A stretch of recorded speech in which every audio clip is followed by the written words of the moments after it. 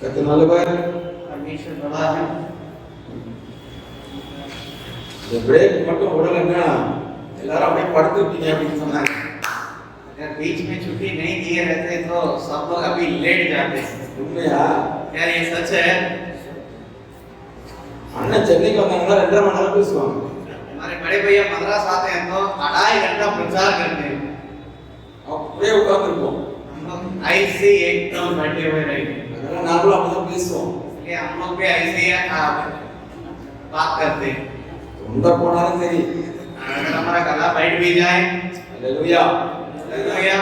உங்களுடைய பொறுமைக்காக ரொம்ப நன்றி. लेकिन आपकी धीरज के लिए मैं धन्यवाद देना चाहता हूँ। யோசுவா மிகவும் பொறுமையோடு இருந்த ஒரு மனிதன். यहोशू एक धीरज धरने वाला व्यक्ति था। யோசுவாவை போல நீங்கள் மாறிக்கொண்டிருக்கிறீர்கள். आप लोग यहोशू के समान बनते जा रहे हैं। யோசுவாவுடைய வாழ்க்கையில் முதலாவது என்ன பார்த்தோம்? यहोशू के जीवन में सबसे पहले क्या देखे? தேவ பிரசன்னத்தை விரும்பியவன். वो परमेश्वर की उपस्थिति को चाहता था। அதாவது பரிசுத்தத்தை பிரதானப்படுத்தியவன். वो पवित्रता के लिए प्राथमिकता देता था। அடுத்ததாக ஒரு காரியத்தை காண்பிக்கிறேன். अगला बात हम आप दिखाएंगे। முதல் 3 அதிகாரங்களிலே அவர்கள் யோர்தானை கடந்ததை குறித்து சொல்லப்பட்டிருக்கிறது. पहला 3 अध्याय में वो योर्दान नदी को कैसे पार किए करके वर्णन किया हुआ है। இதற்கு முன்னதாக மோசேயின் நாட்களிலே அவர்கள் செங்கடலை கடந்தார்கள். उसके पहले मूसा के दिनों में वे लोग लाल समुद्र को पार किए थे। எப்படி கடந்தார்கள்? कैसे पार किए थे? எப்படி கடந்தாங்க? செங்கடல் எப்படி ரெண்டா கலந்துச்சு? लाल समुद्र कैसे 2 भाग हुआ? எல்லாரும் கீழே இறங்கினாங்களா? क्या सब लोग नीचे उतरे थे? எல்லாரும் ஓடி போய் செங்கடல்ல குதிச்சிட்டாங்களா? सब लोग दौड़ के जाके लाल समुद्र में डाइव मारे। ஆண்டவர் மோசேயை சொன்னாரு, மோசேயை பத்தி போல நீட்டினார், செங்கடல் கடந்துச்சு. और परमेश्वर ने अपने लाठी को उस लाल समुद्र के सामने बढ़ाओ करके बोले, वो बढ़ाया, तुरंत लाल समुद्र 2 भाग हो गया। யோசுவாவுக்கு அந்த சம்பவம் நன்றாக தெரியும். और यहोशू इस बातों का अच्छे तरह जानता था। மோசே எப்படி செயல்பட்டார் என்பதும் தெரியும். और मूसा कैसे काम किया करके भी जानता था। ஆனா அதே மெத்தட யோசுவா ஃபாலோ பண்ணல. लेकिन वही तरीका को यहोशू ने अपनाया नहीं। இங்கே மெத்தட் கொஞ்சம் மாற்றப்படுகிறது. यहाँ पर तरीका थोड़ा बदल जा रहा है। ஏன்? क्यों? We are stepping from Old Testament method to New Testament method. वहाँ पुराना नियम से नया नियम की और आगे बढ़ रहे हैं। பழைய ஏற்பாட்டிலே தேவன் ஆங்காங்கே தனி மனிதர்களை கொண்டு செயல்பட்டார். पुराना नियम में व्यक्तिगत लोगों को उठाकर परमेश्वर इस्तेमाल करते थे। ஆனா புதிய ஏற்பாட்டிலே நீங்கள் தனியாக செயல்பட முடியாது. लेकिन नया नियम में आप ऐसे अकेले काम नहीं कर सकते हैं। நான் கூட யாரையும் வச்சுக்காம நானே பார்த்துருவேன், எந்த ஊழியத்தையும் பார்த்துட முடியாது. किसी को बगल में नहीं रखेंगे, सब कुछ हम अकेले संभालेंगे करके आप लोग नहीं कर सकते। பவுல் பிலிப்பியருக்கு எழுதும்போது எழுதுகிறார், நீங்கள் இசைந்த ஆத்துமாக்களாய் செயல்படுங்கள் என்று சொல்லி. पौलुस फिलिपियों के कलीसिया में लिखने के समय वो कहता है, आप लोग एक मन एक चित होकर काम करें। ஆக மோசே செங்கடலை தனி மனிதனாக ஒரு கோலை வைத்து பிளந்து விட்டார். ये मूसा एक लाठी को लेकर लाल समुद्र को 2 भाग कर दिया था। ஆனால் யோசுவாவிடத்திலே ஆண்டவர் வேறு மெத்தடை கொடுக்கிறார். लेकिन यहोशू को परमेश्वर ने दूसरा तरीका सिखाते हैं। என்ன சொல்கிறார்? क्या बताते हैं? ஆசாரியர்கள் இணைந்து உடன்படிக்கையை பெட்டியை தூக்கி கொண்டு செல்ல வேண்டும். याजक लोग उस वाचा के संदूक को लेकर उस यरदन में उतरना है। எத்தனை ஆசாரியர்கள்? कितने याजक लोग? எத்தனை பேர்கள் சொல்லப்படவில்லை. कितने लोग ये करके नहीं कहा गया। எத்தனை பேர் தூக்க வேண்டுமோ அத்தனை பேர் தூக்க வேண்டும். जितने लोग उस संदूक को उठा सकते हैं उतने लोग उसमें जाना चाहिए। அவர்களுடைய குவாலிஃபிகேஷன் என்ன? उनका जो भी उनका क्वालिफिकेशन, उनका क्षमता क्या होना चाहिए था? எந்த குவாலிஃபிகேஷனும் கிடையாது. कोई क्षमता की जरूरत नहीं। நீங்கள் ஆசாரியர்கள். अगर आप याजक हैं, நீங்கள் ஆசாரியர்களா? क्या आप याजक हैं? வாங்க. आप आइए, உடன்படிக்கை பெட்டியை பிடிங்க. ये वाचा के संदूक को पकड़िए, எல்லாரும் சேர்ந்து தூக்குங்க. सब मिलकर उठाइए। எத்தனை பேர்லாம் தெரியாது. कितने लोग हैं मालूम ஆனா नहीं, எல்லாரும் சேர்ந்து தூக்கணும். लेकिन सब मिलकर उठाना है। ஆசாரியர்கள் ஒரே உயரமா இருக்கணுமா? क्या याजक लोग सब एक जैसे लंबा होना चाहिए? No no no. कोई जरूरी नहीं। ஒருத்தர் உயரமா இருப்பாரு, कोई थोड़ा लंबे होंगे, ஒருத்தர் குள்ளமா இருப்பாரு, कोई थोड़ा नाटे होंगे, ஒருத்தர் என்ன மாதிரி ஒல்லியா இருப்பாரு, कोई उनके समान पतले होंगे, ஒருத்தர் ராஜான மாதிரி இருப்பாரு. कोई मेरे जैसे मोटे होंगे। எல்லாரும் சேர்ந்து தான் தூக்கணும். सब मिलकर उठाना है। ஒரு ஆசாரியர் நல்லா படிச்சிருப்பாரு, एक याजक अच्छा पढ़ाई लिखाई किए होंगे, ஒரு ஆசாரியர் படிக்காதவரா இருப்பாரு, एक याजक अनपढ़ होंगे, ஒரு ஆசாரியர் வசதியானவரா இருப்பாரு. एक याजक धनी होंगे। ஆனா அதெல்லாம் பொருட்டு இல்ல. वो सब मतलब नहीं, எல்லாரும் இணைந்து தூக்கி தான் सब मिलकर उठाना चाहिए। ஒருத்தர் உயரமா இருக்கிறாருன்னு வச்சுப்போம். यदि वो कोई लंबा அவர் உடன்படிக்கை பெட்டியை பிடிச்சு தான் தோள்ல எங்க வச்சிருப்பாரு. अगर कोई लंबा व्यक्ति है उस वाचा के संदूक को पकड़ते हैं तो वो अपने कंधे पे इतना ऊंचा ராஜா அங்க பிடிச்சு வச்சாருன்னா அதுக்கு சாட்சி நிக்கும். अगर पीछे राजा भैया जाके उसको पकड़ेंगे तो वो तो ऊपर नीचे दिखेगा. ராஜா அங்க மேல வர முடியாது.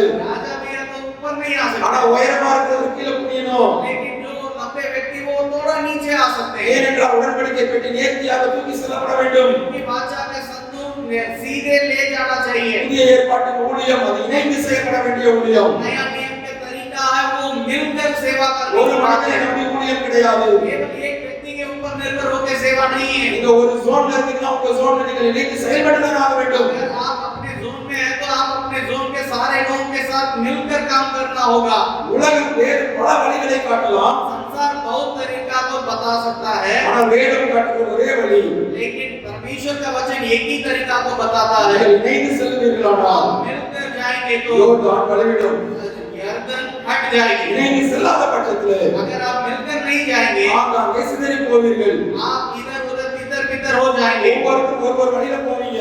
हर एक जन अपने अपने रास्ता को धरेंगे. ஒரு சின்ன வாய்க்கால கூட தாண்ட மாட்டீங்க. आप एक छोटा सा नाला को भी पार नहीं कर ஆனால் सकते. இணைந்து போவீர்களானால் अगर मिलके जाएंगे நீங்க தாண்ட வேண்டிய அவசியம் இல்லை. आपको पार करने की जरूरत नहीं. உங்களுக்கு முன்பாக இருக்கிற யோர்தான் அதுவாக வழிவிடும். आपके सामने जो यर्दन नदी है वो खुद दोबाग होकर रास्ता छोड़ेगा. யோர்தான் நதி அறுப்பு காலத்துல கரை புரண்டு ஓடுவான். यर्दन नदी जो है वो कटनी के समय में एकदम भरा हुआ बहते हुए जाता है. அப்பேற்பட்ட நதி उस प्रकार का नदी யோசுவாவின் கால் பட்டதனால் அல்ல, यहोशू के पैर वहां पर पहुंचने के चलते नहीं, யோசுவாவின் கோல் உயர்த்தப்பட்டதனால் அல்ல, यहोशू के लाठी सामने आने के चलते नहीं, ஜனங்களை நடத்துகிற யோசுவாவின் வார்த்தையினால் அல்ல, लोगों को चलाने वाला यहोशू के शब्दों के चलते नहीं. உடன்படிக்கை பெட்டியை சுமந்து செல்லுகிற ஆசாரியர்கள் கால் பட்டவுடனே அது இரண்டாக பிளந்தது. वाचा के संदूक को ले चलने वाले याजकों के पांव वहां लगते ही यर्दन दो भाग हो गया था. அல்லேலூயா. हालेलुया. இணைந்து செயல்படுகிறவர்கள் मिलके सेवा करेंगे, தேவனுக்காக பெரிய காரியங்களை செய்வார்கள். बड़े बड़े काम कर पाएंगे. பிரிந்து பிரிந்து செயல்படுகிறவர்கள் जो तितर बितर होकर काम करते हैं தங்களுக்காக பெரிய காரியங்களை செய்வார்கள். वे अपने लिए बड़ा काम करेंगे. Let me tell you a secret. मैं एक वेद को बताऊं. சிம்சோன் என்கிற ஒரு பெரிய மனிதனை நமக்கு தெரியும். सिमसोन को हम लोग जानते हैं. ஆண்டவர் அவன் பிறப்பதற்கு முன்னாலே அவன் பேர் வைக்கப்பட்டவன். वो जन्म लेने के पहले ही परमेश्वर के द्वारा नाम दिया गया. அவனை போல பலசாலி இந்த உலகத்தில் அவனுக்கு முன்னர் பிறந்ததில்லை, அவனுக்கு பின்னர் இல்லை என்று வேதம் சொல்கிறது. उनके समान एक सूरवीर उससे पहले भी नहीं था, उसके बाद भी नहीं था करके बाइबल बताती है. ஒரே ஒரு கழுதை எடுப்பை வெளுப்பை வைத்து 1000 பேரை கொல்ல முடியும். ये गधे के जबड़े को लेकर 1000 को मार गिरा सकता है. வெறும் கையினாலே ஒரு பால சிங்கத்தை பிடித்து எறிய முடியும். ये काली हाथ में वो शेर के मुंह को फाड़ डाल सकता है. பெரிய பட்டணத்து வாசல் கதவை தோளிலே சுமந்து விட்டு செல்ல முடியும். वो शहर बनाकर दरवाजा को वो कील के साथ उखड़ के ले जाने की ताकत उनके पास है. அப்பேற்பட்ட அபிஷேகம் பெற்ற பலசாலியான சிம்சோன் சாதித்தது என்ன? उतना बड़ा अभिषेकित सूरवीर सिमसोन ने क्या पाया? என்ன சாதிச்சாரு? आखिर वो क्या पाया? முன்னூறு நிறைய பிடிச்சி கோதுமை வெள்ளாம் எரிச்சாரு. யாருக்கு புண்ணியம்? बीन्स और लोमड़ी को पकड़ के गेहूं को वो जला डाला. उससे What किसको is लाभ हुआ? the end result? क्या उसका अंतिम में क्या हुआ?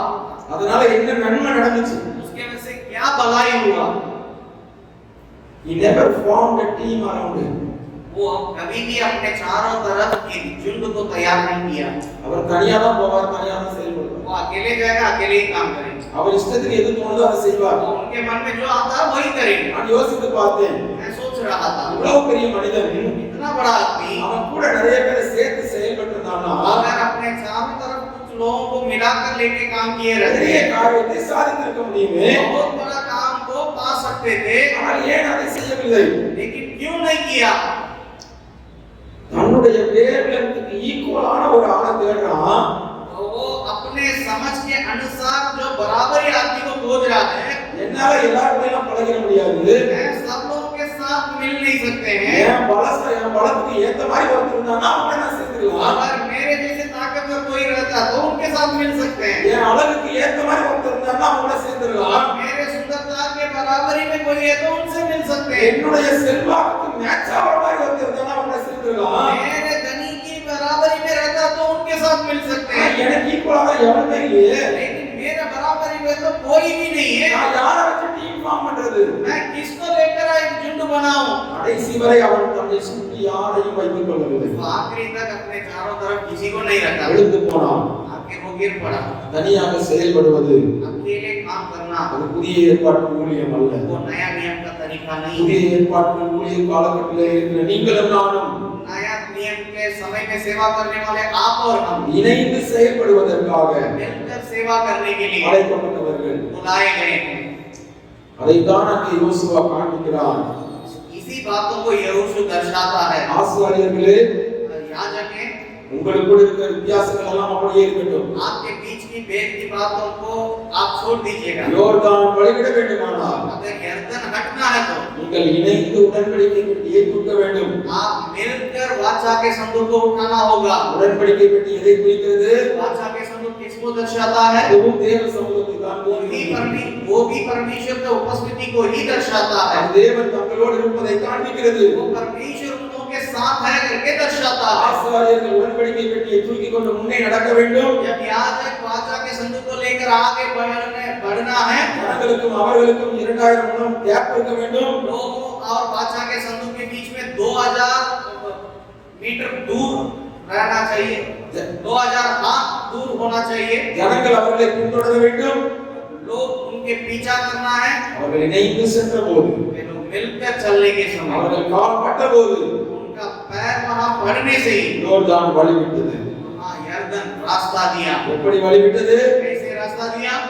அவர்களுடைய பலத்தினால் அல்ல, उन लोगों के सामर्थ्य से नहीं, ஆசாரியர்கள் याजक हैं। தங்களுக்குள் இருக்கிற வித்தியாசங்களை மறந்து वो अपने भेद की बातों को भूल गए। உடன்படிக்கை பெட்டியை தூக்கி கொண்டு कोई वाचा के संदूक को उठा தேவ लिया, சமூகத்தை சுமந்து கொண்டு परमेश्वर की उपस्थिति को கால் வைத்த उठा மாத்திரத்திலே वहां पढ़ने से பெரிய யோர்தான் வழிவிட்டது. बड़ा यर्दन नदी वहां रास्ता दिया। பிரசங்கியின் புஸ்தகம் सबोपदेश की पुस्तक 4வது அதிகாரம் 4 अध्याय 9வது 10வது வசனம். 9 और 10वां आयत। அதை வாசித்து விடலாம். முக்கியமான வசனம். பிரசங்கி 4 9 10. ये 1 से 2 अच्छे हैं, क्योंकि उनके परिश्रम का अच्छी फल मिलता है। क्योंकि यदि उनमें से एक गिरे तो दूसरा उसको उठाएगा, परंतु हाँ उस पर जो अकेला होकर गिरे और उसका कोई उठाने वाला नहीं हो। என்ன சொல்லுது வசனம்? परमेश्वर का वचन क्या कहता है? ஒண்டியாய் இருப்பதை காட்டிலும் अकेले रहने से 2 பேர் சேர்ந்து இருப்பது நலம். 2 जन मिलकर रहना उचित है। ஒருவன் விழுந்தா अगर कोई गिरे இன்னொருவன் தூக்கி விடுவான். दूसरा जो है उठाएगा। கொஞ்சம் யோசிச்சு பாருங்க. आप जरा सा सोचिए, சிம்சோனுக்கு மட்டும் ஒரு நல்ல ஃப்ரெண்ட் இருந்தானா என்ன ஆயிடும்? अगर सिमसोन को कोई अच्छा मित्र रहते तो क्या होता? நான் தெரியல வீட்டுக்கு போகும்போது டேய் அங்க போகாதன்னு புடிச்சு கூட்டு வந்துட்டோம். वो अगर दलीला के घर में जाने के समय वो बोलता होगा कि ये मत जाओ उधर करके बोके खींच के ला देना। நான் சொன்னது நல்ல ஃப்ரெண்ட். मैं जो इसको बारे में बोलेंगे वो अच्छा दोस्त मित्र இப்ப है। இருக்கிற ஃப்ரெண்டா இருந்தா अगर आजकल का मित्र रहते हैं இன்னொரு 4 வீட்டுக்கு சேர்த்து கூட்டு போயிருப்பான். वो और 4 घर में साथ में लेके चलते हैं। ஒரு தெரியல 10 தெரியல ஆகும். वो एक दलीला की जगह पे 10 दलीला वहां आ जाती है। நான் சொன்னது நல்ல ஃப்ரெண்ட். मैं अच्छे मित्र के बारे में चर्चा कर रहा हूं। நீதிமொழிகள்ல வாசிக்கிறோம், சிநேகிதன் அடிக்கும் அடிகள் உண்மையானவைகள். नीति वचन में पढ़ते हैं मित्र के मां सचमुच में वो अच्छे हैं। சிநேகிதன் உன் ஜீவனையே கொடுப்பான் எல்லாம் வாசிக்கிறோம். अच्छे मित्र प्राण तक दे देता करके पढ़ते हैं। யோசுவா என்ன நமக்கு கற்றுக் கொடுக்கிறார்? तो यहोशू क्या सिखाते हैं? ஆசாரியர்கள் இணைந்து செயல்பட வேண்டும். यहाँ जब लोग मिलकर काम करना है। நம்ம ஜோன்ல நமக்குள்ள நல்ல ரிலேஷன்ஷிப் இருக்குதா? अगर हमारे जोन में हमारे रिश्ता अच्छा है, டார்கெட் என்ன? முழு இந்திய தேசம் நம்ம டார்கெட். हमारा पूरा भारत देश हमारा लक्ष्य है। ஒவ்வொருவரும் இணைந்து செயல்பட வேண்டியது அவசியம். सबके सब मिलकर काम करना जरूरी है। இவர் ஒரு மிஷனரியா இருக்காரு. यहाँ भाई एक मिशनरी है, நான் ஒரு ஐடி கம்பெனில இங்கே வேலை செஞ்சுட்டு இருக்கிறேன். भैया एक आईटी कंपनी में एक जगह पे काम कर रहे हैं। நாங்கள் இருவரும் இணைந்து இங்கே பேசிக் கொண்டிருக்கிறோம். दोनों मिलकर यहाँ पर बातें कर रहे हैं। இவர் யோசிப்பார். இப்போ अभी भाई सोचेगा, யோசிக்க மாட்டார். ஒருவேளை யோசிக்கிறான்னு வச்சுப்போம். वो ऐसे सोचते नहीं है, लेकिन अगर सोचता होता तो कैसा होगा करके। நான் 15 வருஷமா பீகார்ல ஜம்ப்ல இருக்கேன். ஆகும் मैं 15 साल बिहार में जेम्स में सेवा कर रहा हूँ। இவருக்கு ஒரு ஊழிய அனுபவமும் கிடையாது. ये को तो कहीं सेवा का अनुभव ही नहीं है। அவர் ஒரு சோட்டா பையன், எங்கேயோ மெட்ராஸ்ல வந்திருக்காரு. वो कोई छोटा भाई है जो मद्रास से आया है। ஒரு ஐடில வேலை செய்வாராம். वो आईटी में काम करेगा, பிரசங்கம் பண்ணுவாராம். प्रचार करेगा। இவருக்கு நான் டிரான்ஸ்லேட் பண்ணணுமா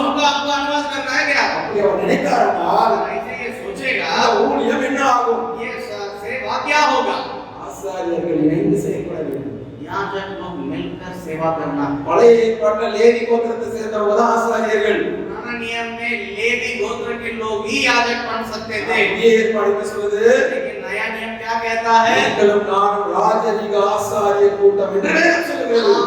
हम एकदम एक राजपद अधिकारी करके कहता है, நீங்களும் நானும் தான் ஆசாரியர்கள். आप और हम ही याजक हैं, நம்ம தான் சுமந்து செல்ல हमें ही வேண்டியவர்கள். उठा के चलना है। சரி, யோர்தான்ல ஆசாரியர்கள் சுமந்து சென்றார்கள். यरदन नदी में याजक लोग उठा के वाचा के संदूक को ले गए। அவர் இன்னொரு விஷயத்தை கவனிக்கணும். उसमें एक और बातों को देखना है, சும்மா நடந்து போயிடல. आप ऐसे ही पैदल होके पैदल में चल लेंगे, அது ரொம்ப ஈஸி. वो आसानी से हो सकता था, யோசுவா சொல்றான், लेकिन यहोशू कहता है யோர்தான் பழக்கம் जब यरदन दो भाग होगा, கலந்ததுக்கு அப்புறம் ऐसे होने के बाद ஆசாரியர்கள் உடன்படிக்கை பெட்டியை தூக்கி கொண்டு அங்கேயே நடுவில் நிக்கணும். याजक लोग बीच रास्ता में वहां पर वाचा को लिए हुए खड़े रहना है। எவ்வளவு நேரம் நிக்கணும்? कितना देर खड़े ஒரு रहना மணி है? நேரம்? 1 घंटा, 2 மணி நேரம்? 2 घंटा? No no no no. नहीं। எல்லா ஜனங்களும் கடந்து போயே மட்டும் सारे लोग पार करने के समय, கடைசி மனிதன் மேலே கால் வைக்கும் மட்டும் आखिरी व्यक्ति ऊपर चढ़ने के समय, நீங்க வெளியே வாங்கன்னு நான் சொல்ற வரைக்கும் आप बाहर आइए करके मैं बोलने के समय, ஆசாரியர்களே நீங்கள் அங்கே சுமந்து கொண்டே நிற்க வேண்டும். याजक वाचा के संदूक को लिए हुए खड़े रहना है। ஷிஃப்ட் மாத்தி மாத்தி சுமந்துருப்பாங்கன்னு நினைக்கிறேன். लोग शायद लोग जो है बदल के उस बातों को पकड़ के वाचा के संदूक को लिए हुए खड़े எத்தனை रहे। லட்சம் ஜனங்கள் கடக்க எத்தனை நாள் ஆனது? लाखों लोग पार करने के लिए कितना समय हुआ, எத்தனை நாள் வேணாலும் ஆகலாம். कितना भी दिन भी बीत जाए, ஆண்டவருடைய பிரின்சிபல் அது பிரின்சிபல் தான். लेकिन परमेश्वर का जो व्यवस्था वो व्यवस्था ही है, There is no question. उसमें कोई सवाल नहीं होता है। அதை எப்படி ஃபாலோ பண்ண முடியும்? वो कैसे हम पूरा कर पाएंगे, எப்படிலாம் தெரியாது. वो कैसे मालूम नहीं, We have to follow. आपको करना है। அந்த ஆசை நமக்குள்ள வரட்டும். उस विचार हमारे अंदर आए, ஆண்டவர் அதற்கான வழிகளை தருவார், பலனையும் தருவார். परमेश्वर उसके लिए रास्ता खोलेंगे और सामर्थ भी देंगे। சரி, யோர்தானை கடந்துட்டாங்க. अभी यरदन को पार कर लिए, எரிகோ முன்னாடி வர்றாங்க. यरीहो के सामने आ रहे हैं, அதை எப்படி கடந்தாங்க? उसको कैसे पार அதை किए, எப்படி மேற்கொண்டாங்க? उसके ऊपर कैसे प्रबल हुए।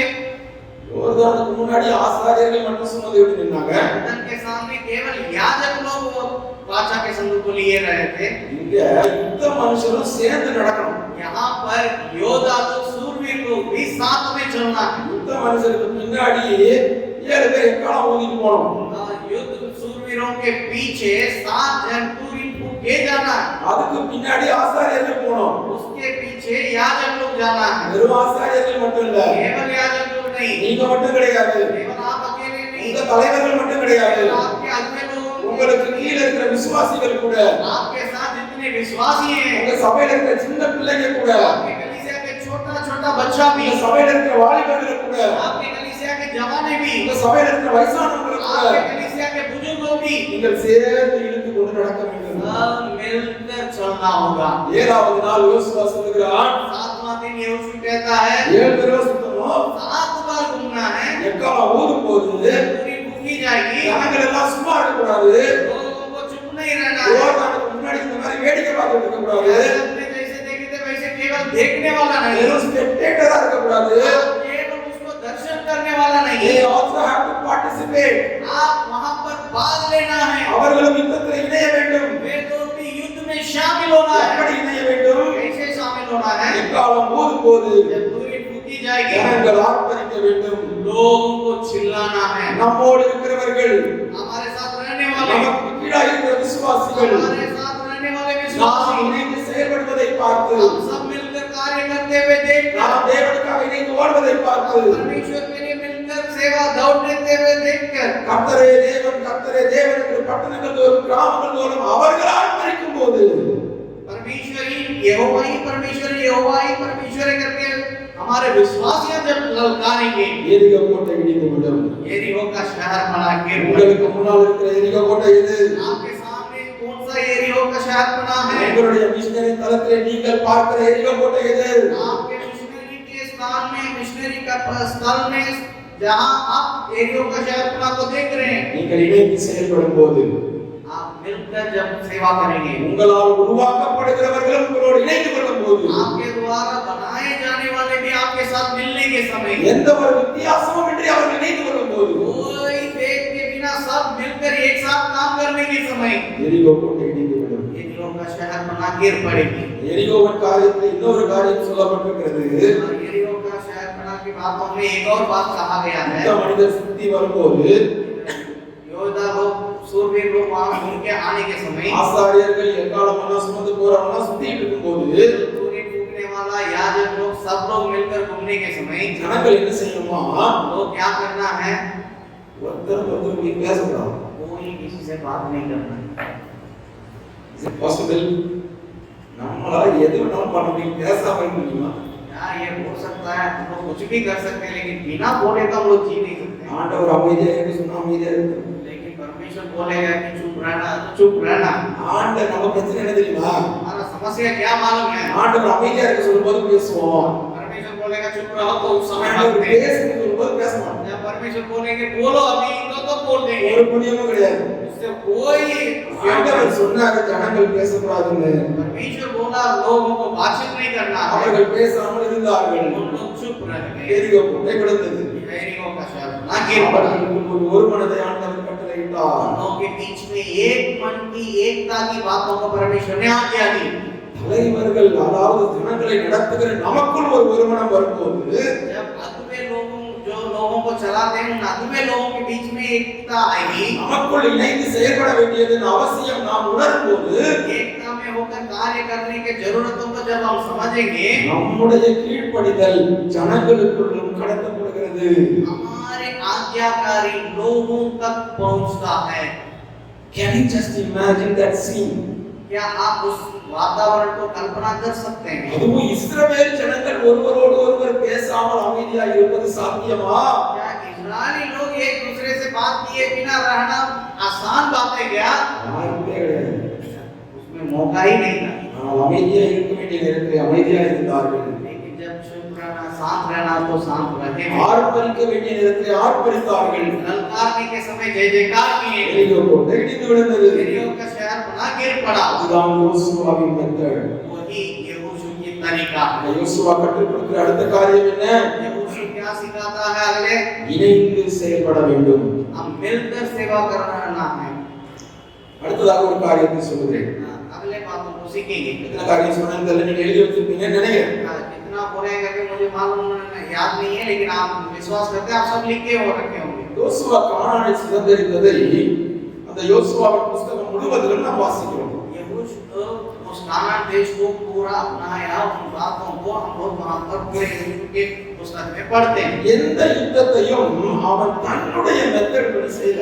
कोई भी युद्ध को वो अपने तरीका से नहीं किया। He never implemented his own methods in his ministry. वो कभी भी अपने सेवा में अपने तरीका को नहीं किया। முற்றிலும் தேவனையே சார்ந்து தேவன் காட்டுகிறபடி நடந்தபடியினால்தான் யோசுவா தன்னுடைய ஓட்டத்தை வெற்றியாக முடித்தான். हर बातों में परमेश्वर के ऊपर निर्भर होकर परमेश्वर के कहे हुए तरीका से कार्य करने के चलते वो अपने सफलपूर्वक दौड़ को पूरा किया। ஆவியானவர் என்ன சொல்ல விரும்புகிறார்? परमेश्वर की आत्मा क्या कहने के लिए चाहते हैं? நம்முடைய ஊழியத்திலே நாம் பல திட்டங்களை போடுகிறோம். हमारे सेवा में हम लोग कई प्रकार की योजनाएं बनाते हैं, பல சிஸ்டம்ஸ் நம்ம ஃபார்ம் பண்றோம். हम लोग कई प्रकार की तरीका अथवा हम लोग कई प्रकार की बातों को वहां बनाते हैं। இப்படி செஞ்சா நல்லா இருக்கும், இப்படி செஞ்சா நல்லா இருக்கும் அப்படின்னு யோசிக்கிறோம். अगर ऐसे करेंगे तो अच्छा होगा, वैसे करेंगे तो अच्छा होगा करके हम सोचते हैं। தலைவர்களோடு கலந்து பேசுகிறோம். हम अपने अगुवे के साथ उस बातों को रखते हैं। ரொம்ப நல்ல விஷயம். बहुत अच्छी बात है।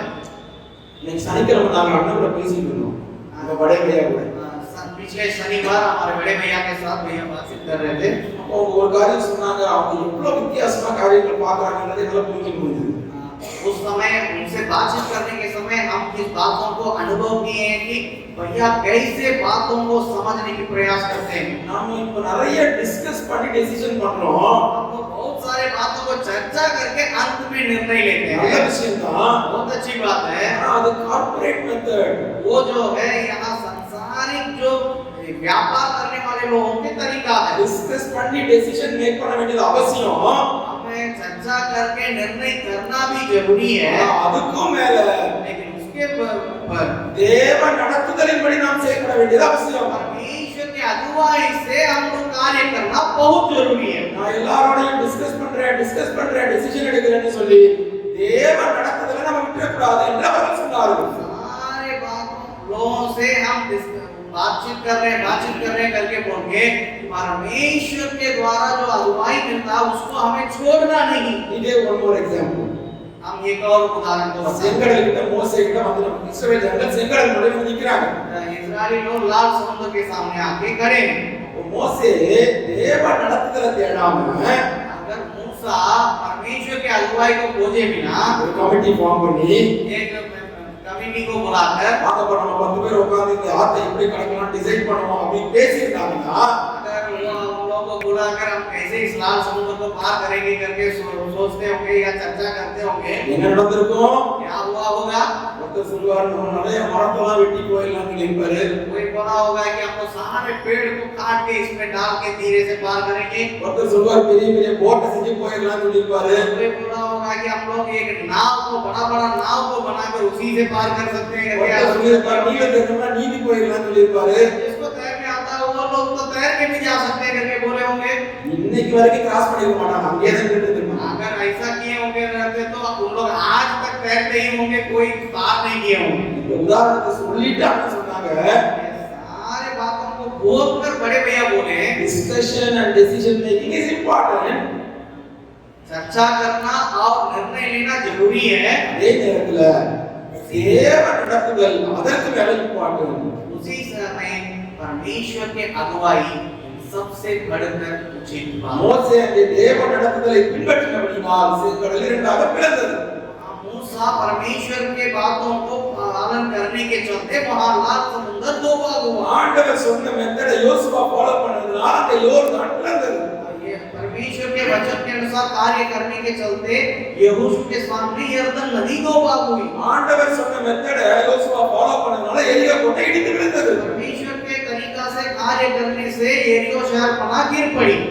தேவ நடத்துதல் மேலானது, அது மிகவும் அவசியமானது. परमेश्वर के अगुवाई बहुत जरूरी है, बहुत उचित बात उचित है। தேவ நடத்துதலை மனிதன் எப்படி புரிந்து கொள்ள முடியும்? परमेश्वर के अगुवाई को कैसे मनुष्य समझ सकता है? அடுத்ததாக ஒரு காரியத்தை காண்பிக்கிறேன், நீங்கள் விளங்கிக் கொள்வீர்கள். अगले बातों को जब बताएंगे तब आप समझ पाएंगे। ஒரு சில வசனங்களை வேகமா சொல்றது குறிச்சுக்கோங்க. सारे वचन को हम जल्दी बोलेंगे, आप लोग उसको लिख के रखिए। யோசுவாவின் புத்தகம் 1வது அதிகாரம் 1வது வசனம், यहोशू की पुस्तक उसका पहला अध्याय पहला वचन, 3வது அதிகாரம் 7வது வசனம், तीसरा अध्याय 7वां वचन, 4வது அதிகாரம் 1வது வசனம், चौथा अध्याय पहला वचन, 4வது அதிகாரம் 15வது வசனம், चौथा अध्याय 15वां आयत, 6வது அதிகாரம் 2வது வசனம், 6 अध्याय उसका दूसरा वचन, 5வது அதிகாரம் 15வது வசனம், 5वां अध्याय उसके 15वां आयत, 8வது அதிகாரம் 1வது வசனம், 8वां अध्याय उसके पहला वचन, 10வது அதிகாரம் 8வது வசனம், 10वां अध्याय उसका 8वां वचन, 11வது அதிகாரம் 6வது வசனம். 11वां अध्याय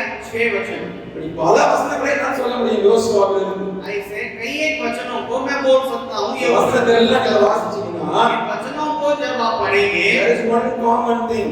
वहाँ ये साधारण बात दिखाई देगी। கர்த்தர் யோசுவாவை நோக்கி, परमेश्वर यहोशू को அந்த எல்லா வசனத்திலும் கொடுக்கப்பட்டிருக்கிற ஒரு பொதுவான வார்த்தை கர்த்தர் யோசுவாவை நோக்கி.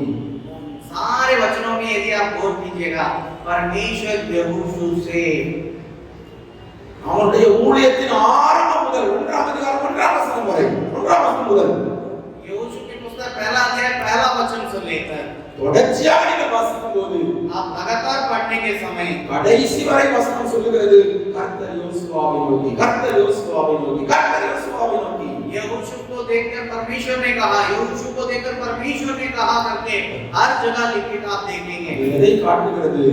इस बातों को दर्शाता है எல்லா சூழ்நிலையிலும் हर परिस्थिति में தேவ சத்தம் கேட்டு வாழ்ந்தவன் யோசுவா. परमेश्वर की आवाज को सुनकर जीने वाला एक व्यक्ति था यहोशू। ஆகவேதான் इसलिए ही யோசுவாவினால் ஓட்டத்தை வெற்றியாய் முடிக்க முடிந்தது. यहोशू अपने दौड़ को सफलपूर्वक आगे खत्म कर पाया। நம்முடைய ஊழியத்தை வெற்றியாய் முடிக்கணுமா? क्या हम अपने सेवा को सफलपूर्वक खत्म करना चाहते हैं? நம்முடைய ஓட்டத்தை நிறைவாய் முடிக்கணுமா? हमारे दौड़ को पूरा करना चाहते हैं? தேவ சத்தம் கேட்டு நடக்கிற அனுபவம் நமக்கு தேவை. परमेश्वर की आवाज को सुनकर चलने अनुभव हमें चाहिए। ஊழியத்தின் ஆரம்பத்துல அல்ல, वो सिर्फ सेवकाई के शुरुआत में ही नहीं, அல்லது தேவைகள் வரும்போது மட்டும் கிடையாது, जब कभी जरूरत आता है तभी नहीं, தொடர்ச்சியாக लगातार கடைசி வரை अंत तक தேவ சத்தம் கேட்டு வாழுகிற அனுபவம், परमेश्वर के आवाज सुनकर जीने वाला एक अनुभव உயர்ந்த உன்னத நிலைக்கு நம்மை கொண்டு செல்லும். उस ऊंचे स्थान तक हमें पहुंचाएगा। அடுத்ததாக ஒரு காரியத்தை காண்பிக்கிறேன். उसके बाद भी एक और बात இன்னும் சில வசனங்களை குறித்துக் கொள்ளுங்கள். और कुछ वचनों को आप लोग लिख लीजिएगा। 3ஆம் அதிகாரம் 1வது வசனம், यहोशू 3रा अध्याय पहला वचन, 6ஆம் அதிகாரம் 12வது 6 வசனம், अध्याय 12वां आयत, 6ஆம் அதிகாரம் 15வது வசனம், 6 अध्याय 15वां आयत, 7ஆம் அதிகாரம் 16வது வசனம்,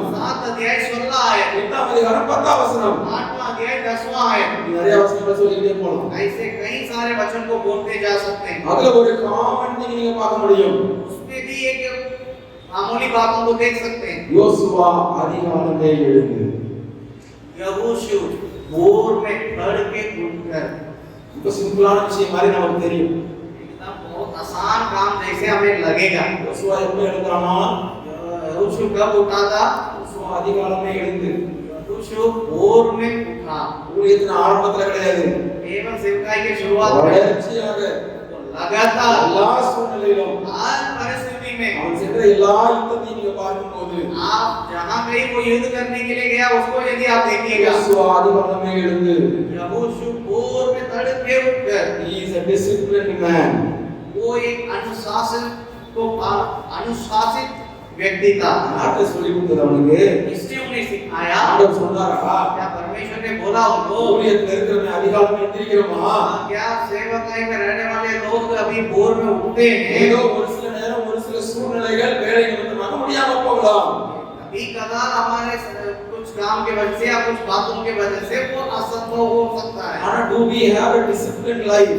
क्या हमारे अंदर अनुशासन है? நம்முடைய வாழ்க்கையில ஏதோ ஒரு இதை இப்படித்தான் செய்ய வேண்டும் என்று செய்கிறோமா?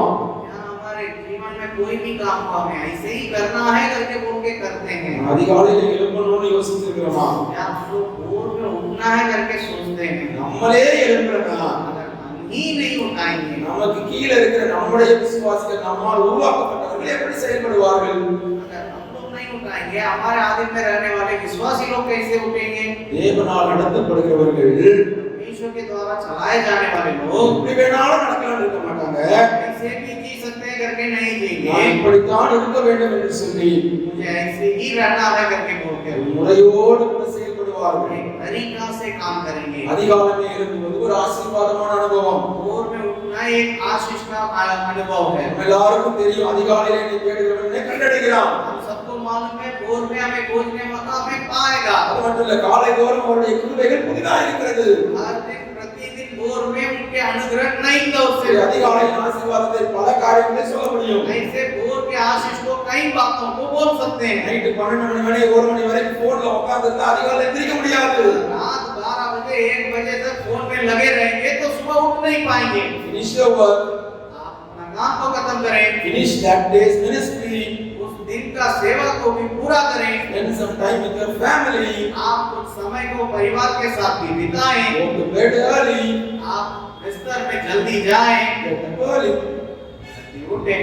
எல்கேஜி பிள்ளைகளுக்கு சொல்லி கொடுத்த பாடம் எனக்கு ஞாபகத்துக்கு வருகிறது.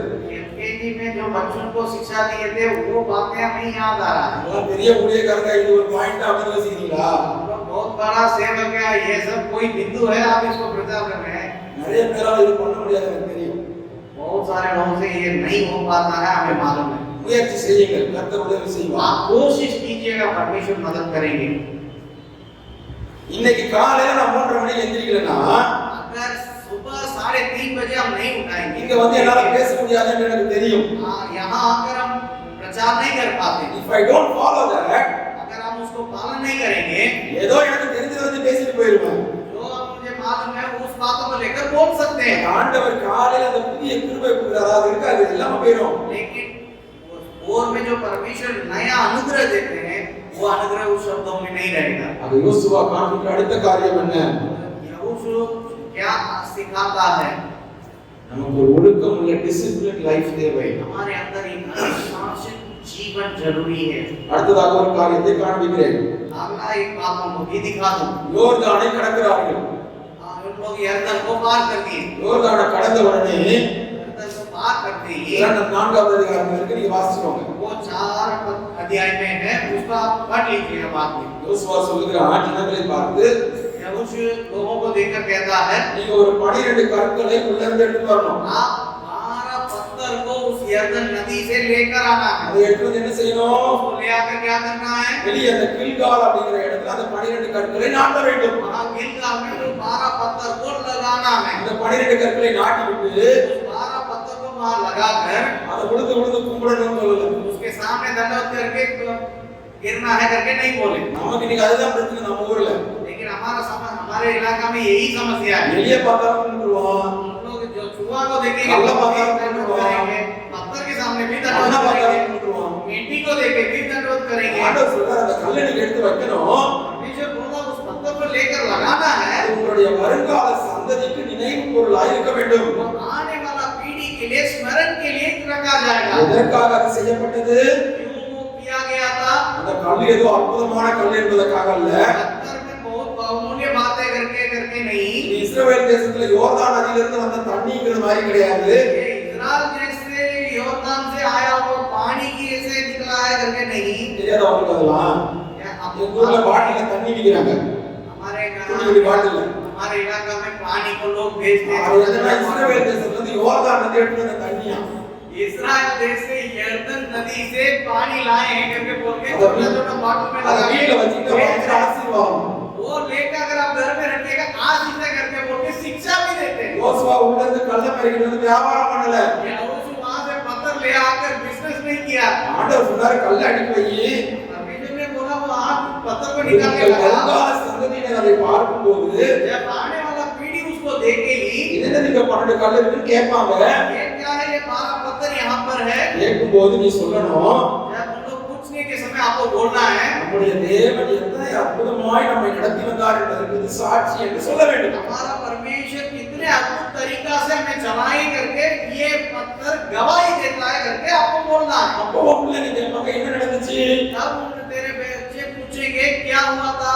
அப்போ நீ சொல்லணும், அந்த மாதிரி ஒரு நாம கடந்தோம் அப்படின்னு உங்க பிள்ளைங்களுக்கு சொல்லி கொடுக்கணும். तो आप यरदन को कैसे पार किए करके अपने बच्चों को सिखाना है। அதே காரியத்தை யோசுவா அப்படியே செய்து கொடுத்தான். वैसे ही यहोशू काम को पूरा किया। எதை காட்டுகிறது? क्या दर्शाता है? தேவன் நமக்கு செய்த நன்மையை परमेश्वर हमारे लिए क्या भली बातों को किए हैं, நம்முடைய அடுத்த சந்ததிக்கு आने वाला पीढ़ी को கடத்த வேண்டிய பொறுப்பு உங்களுக்கும் எனக்கும் உண்டு. उसको स्मरण दिलाने वाले जिम्मेदारी आपको और हमको है। எத்தனை பேர் நம்ம சொந்த பிள்ளைகளோட ஆண்டவரை குறித்து பேசுகிறோம்? हममें से कितने लोग अपने बच्चों से परमेश्वर की बातों से चर्चा करते हैं। உங்களுடைய ஊழியத்தின் ஆரம்பம் உங்க பிள்ளைகளுக்கு தெரியுமா? क्या आपके सेवा की शुरुआत तो आपका बच्चे जानते हैं? ஆண்டவர் உங்களை எப்படி நடத்தினார், எப்படி ரட்சித்தார் என்று சொல்லி உங்க பிள்ளைகளுக்கு சொல்லி கொடுத்திருக்கீங்களா? परमेश्वर आपको कैसे उद्धार किए, कैसे आपको लेके आए करके अपने बच्चों को क्या आप बताए हैं? அவங்கள்ட்ட பேசுறதே கிடையாது, उनसे बात ही नहीं करते, அவங்களோட நேரம் செலவிடுறது கிடையாது. उनके साथ समय नहीं बिताते। அவர் 13 वयசு வந்ததுக்கு அப்புறம் 13 साल आने के बाद அவன் தறிகட்டு ஓடும்போது वो जैसे बिगड़ते जाता था, நான் சொல்றது எதுவுமே என்ன பண்ணலாம் பிரதர்? फिर आगे बोलेंगे कि वो तो मेरे बात ही नहीं அவனுக்கு सुनता। இளமையா ஜெபம் பண்ணுங்க பிரதர். उनके लिए लगातार बार उठा के प्रार्थना कीजिए करके बोलते हैं।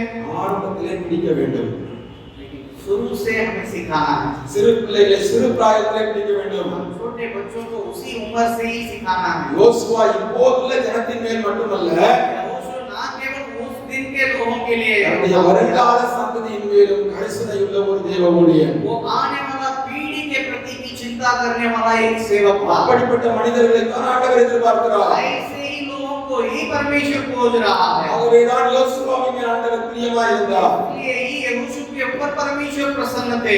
ஆண்டவர் என்ன சொன்னார் தெரியுமா யோசுவாட்ட? परमेश्वर क्या बोले यहोशू से मालूम है? நல்லா அந்த பகுதியில வாசிச்சு பாருங்க, வீட்டுல போய் 3ஆம் அதிகாரம் 4ஆம் அதிகாரம் வாசிச்சு பாருங்க. आप घर में जाके 3रा अध्याय 4था अध्याय को पढ़ के देखिएगा। ஆண்டவர் நீ 12 கல்லை கொண்டு வந்து வெளியே வையின்னு சொன்னார். उन्होंने बोला तुम 12 पत्थर को ले आकर बाहर लगाओ। ஆனா யோசுவா என்ன செஞ்சார் தெரியுமா? लेकिन यहोशू क्या किया मालूम है? யோர்தான் நதிக்கு நடுவுல ஒரு 12 கல்லை வச்சான். यरदन नदी के बीच में 12 पत्थर को रखा, கரையிலேயே 12 கல்லை வச்சான். बाहर भी 12 पत्थर को लगाया? ஏன் அப்படி செஞ்சான்? क्यों ऐसे किया?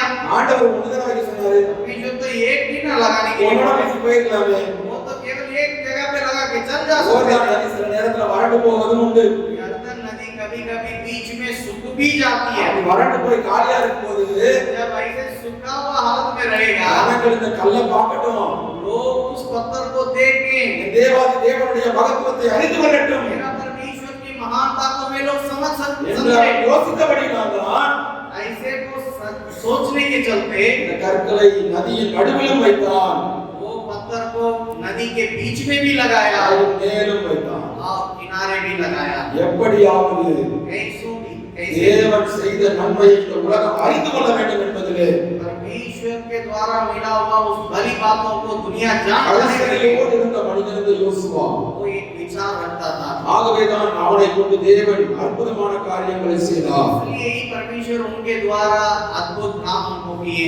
தேவன் செய்த நன்மைகளை ஜனங்களுக்கு கடத்த வேண்டியது அவசியம். परमेश्वर की भली बातों को आने वाला पीढ़ी के लिए पहुंचाना हमारी जिम्मेदारी है। ஆனால் அதே காரியத்தை ஜனங்கள் செய்தார்களா என்றால் இல்லை. वही बातों का जब लोग किए करके देखिएगा तो नहीं। அந்த காரியத்திலே ஜனங்கள் நிலைத்திருந்தார்களா என்றால் இல்லை. उन बातों में लोग बने रहे करके यदि देखें तो उन लोग बने नहीं रहे। நியாயாதிபதிகளின் புஸ்தகத்துல முதல் 3 அதிகாரத்தை நீங்க வாசித்து பாருங்க. न्यायों की पुस्तकों में पहला 3 अध्यायों को बाद में पढ़ लीजिएगा। இந்த யோசுவாவின் நாட்களுக்கு பிறகு यहोशू के दिनों के बाद வெகு காலம் बहुत दिन तक ஜனங்கள் தேவனை உத்தமமாய் பின்பற்றினார்கள். लोग परमेश्वर को पूरे मन से पीछे किए। வெகு காலம் बहुत दिन तक யோசுவாவுடைய இம்பாக்ட் அந்த அளவுக்கு இருந்துச்சு. यहोशू के ताकत लोगों के अंदर उतना तक पहुंचा हुआ था। அதே நியாயாதிபதிகளை வாசிக்கிறோம். लेकिन वही बातों को न्यायों की पुस्तक में देख रहे हैं। யோசுவாவும் யோசுவாவோடு இருந்த மூப்பர்களும் பிரபுக்களும் மரித்த பின்பு यहोशू और यहोशू के साथ प्राचीन और जो भी प्रभु लोग वहां पर थे सब मरने के வெகு बाद நாட்கள் கழித்து और बहुत दिन बीतने के बाद தேவனை அறியாத வேறொரு சந்ததி எழும்பிற்று. परमेश्वर को नहीं जानते ऐसा एक संतति एक पीढ़ी आई। அது எப்படி சாத்தியம்? कैसे वो संभव है? How is that possible? कैसे ये संभव है? தேவனை அறியாத ஒரு சந்ததி எழும்புவது எப்படி சாத்தியம்? परमेश्वर को पहचानता तक नहीं ऐसा एक पीढ़ी कैसे उत्पन्न हुआ? காலப்போக்கிலே ஜனங்கள் தேவன் தங்களுக்கு செய்த நன்மைகளை தங்கள் பிள்ளைகளுக்கு சொல்லிக் கொடுக்க மறந்தார்கள். जैसे दिन बीत रहा था लोग परमेश्वर के द्वारा मिलने वाले भली बातों को अपने आने वाला पीढ़ी को सिखाए नहीं। அதோட இம்பாக்ட் உடனே தெரியாது.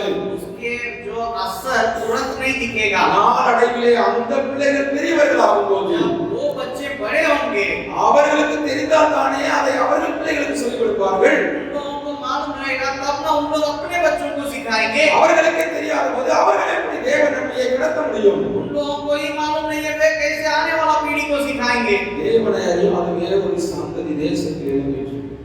परमेश्वर को पहचानना नहीं ऐसा एक पीढ़ी देश में उत्पन्न हुआ। எங்க ஊர்ல வந்தீங்கன்னா 40 வருடம் 50 வருடம் 100 வருடம் கிறிஸ்தவ குடும்பத்துல இருந்து வந்தவங்களா இருப்பாங்க. हमारे इलाका में आइएगा तो 40 वर्ष 50 वर्ष 100 वर्ष तक परमेश्वर की मसीह पीढ़ी में आने वाले लोगों को आप देख सकते हैं। ஆனால் அவருடைய பிள்ளைகளுக்கு தாவீது கதை கூட தெரியாது. लेकिन उनके बच्चों से पूछिएगा तो दाऊद की कहानी की वे लोग नहीं जानते। நான் அந்த சிறுவர்கள் மத்தியிலே டீன்ஸ் மத்தியிலே நிறைய ஊழியங்களை செய்திருக்கிறேன். मैं बच्चों के बीच में और जवानों के बीच में कई सेवकाइयों को ஒரு நேரத்துல ரொம்ப கஷ்டமா இருக்கும். बहुत समय हम लोगों को बहुत दुख होगा। தாவீதை பத்தி ஒரு சின்ன காரியம் சொல்லிட மாட்டானான்னு ஆசையா இருக்கும். हमें लगेगा कि कम से कम ये बच्चा दाऊद के बारे में कम से कम कुछ बोल नहीं सकता है। ஒரு குரூப் மீட்டிங்ல உட்கார வச்சு ஒரு சின்ன காரியம் கேட்டா வாயை திறக்க மாட்டாங்க.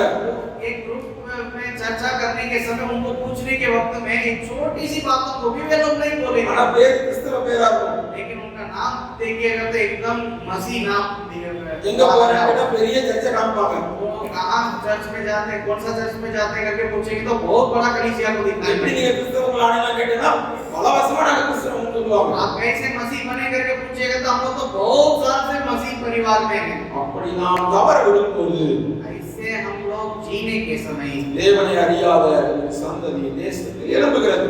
ऐसे इसे हम लोग जब छोड़ देने के वक्त में परमेश्वर को पहचाने बिना ये पीढ़ी देश में उत्पन्न हो रहा है। சிறு வயதிலே விதைக்க வேண்டியதை சிறு வயதிலே விதைப்போம். छोटे उम्र में जिस बीज को बोना है उसको उसी समय में बोए। தேவன் செய்த நன்மைகளை நம்முடைய சந்ததிக்கு நாம் கடத்த வேண்டியது அவசியம். परमेश्वर की भली बातों को अपने पीढ़ी तक पहुंचाना हमारी जिम्मेदारी है। அடுத்ததாக யோசுவாவை ஆண்டவர் ஏன் தெரிந்து கொண்டார்? अगला वर्ग यहोशू।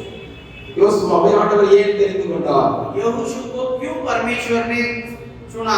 14ஆம் அதிகாரத்திலே 14 अध्याय में அங்கே ஒரு சம்பவம் சொல்லப்பட்டிருக்கிறது. वहां एक घटना बताया गया। நல்லா கவனிங்க இந்த சம்பவத்தை. हम सब ये ध्यानपूर्वक इस घटना को देखें। யோசுவா எத்தனை நீதியுள்ள மனிதன் என்பதை நம்மால் புரிந்து கொள்ள முடியும். यहोशू कितना धर्मी जनता करके हम समझ पाएंगे। யோசுவா எப்படிப்பட்ட ஒரு நேர்மையான மனிதன் என்பதை நம்மால் புரிந்து கொள்ள முடியும். यहोशू कैसे ईमानदार वफादार करके हम समझ पाएंगे। எவ்வளவு பெரிய பவர் இருந்தாலும் எவ்வளவு நேர்த்தியாக அவன் செயல்படுகிறான் என்பதை பாருங்கள். वो जितने बड़ा व्यक्ति होने के बावजूद भी कितने सीधा सा उनका काम रहता है करके தேசம் முழுவதையும் சுதந்திரித்தாகிவிட்டது. पूरे देश को उन लोग अपना लिए। ஆண்டவர் என்ன சொல்லியிருக்காரு? தேசத்தை ஜனங்களுக்கு பங்கிட்டு கொடுப்பார்.